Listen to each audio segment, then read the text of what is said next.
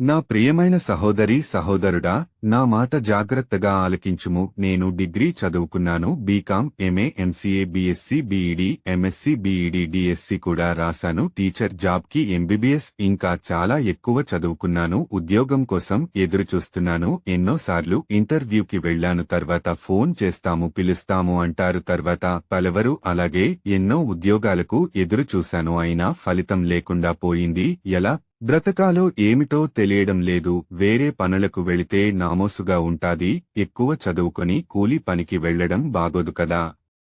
వెళితే అందరూ అవహేళన చేస్తారు కదా. ఉద్యోగం వస్తే పెళ్లి చేసుకుందాము అనుకుంటున్నాను. ఉద్యోగం రావడం లేదు.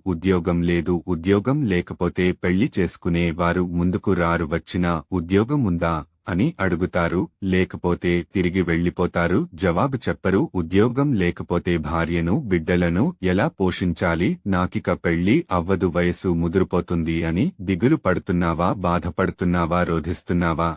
ఏడుస్తున్నావా? చింతిస్తున్నావా? లోలోపల దుఃఖపడుతున్నావా? హృదయ వేదన పడుతున్నావా? బాధపడకు, దుఃఖపడకు, ఏడవకు, చింతించకు. కన్నీరు చకు నీ కన్నీరు ఆనందభాష్పాలుగా మారుస్తాను. నీకు ఈ సంవత్సరంలో ఉద్యోగం వస్తాది. ఉద్యోగం నేను ఇస్తున్నాను. తర్వాత నీవు పెళ్లి చేసుకుంటావు. నీవు మాత్రము ఏమి చేయాలంటే ఉద్యోగం వచ్చేవరకు ప్రార్థన మానకు. అనునిత్యము దేవాలయమునకు వెళ్ళుము. నీవు ప్రార్థనకు వెళ్లడం లేదేమో, నాకు మొరపెట్టడం లేదేమో, అందుకే నీకు ఉద్యోగం ఆలస్యమైంది. ఇకనైనా నీవు ప్రతిరోజు నాకు మొరపెట్టుము. అలాగే ప్రతి విషయంలోనూ ఉద్యోగం వచ్చేంతవరకు ప్రార్థన చేస్తూ ఉండుము. నీకు నేను ఏ ఉద్యోగం కోసం చదువుకున్నావో, ఏ ఉద్యోగానికి అయితే ఎదురు చూస్తున్నావో, ఏ ఉద్యోగం వస్తే బాగుంటది అనుకున్నావో అదే ఉద్యోగం ఇస్తాను. పెళ్లి కూడా చేసుకుంటావు. బిడ్డలను కంటావు. ఆనందంగా ఉంటావు. సంతోషంగా ఉంటావు. నిన్ను ఎవరు హేళన చేయరు, గేలి చేయరు. నిన్ను చూసినవారు ఆనందిస్తారు, సంతోషిస్తారు. ముందుగా చెబుతున్నాను, నీకు ఏ ఉద్యోగం వచ్చినా, నీకు ఏ ఉద్యోగం ఇచ్చినా నీవు వద్దని అనవద్దు. ఎందుకంటే